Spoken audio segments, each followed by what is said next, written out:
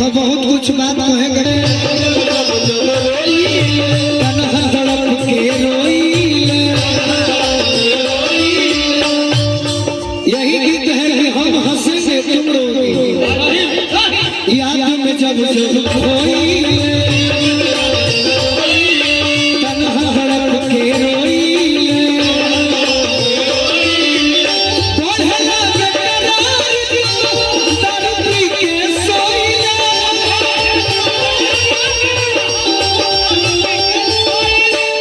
अब तो बंदी अखियां में अरे लौके सुरातिया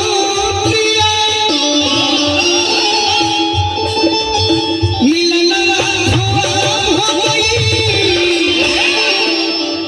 तोहरा मोहब्बत में जिंदगी खराब हो गई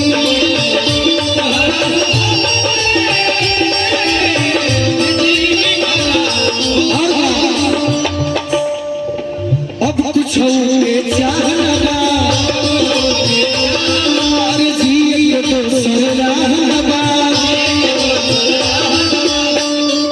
अब कुछ होके चाहना जिए के दोसर रहना अब तो हमनी के गलती करे खातिर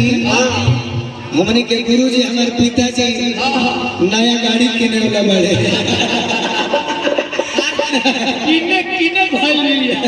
आज किना जा चाहे कोई गोलू गोलू राज अरे तनिको भर मरवा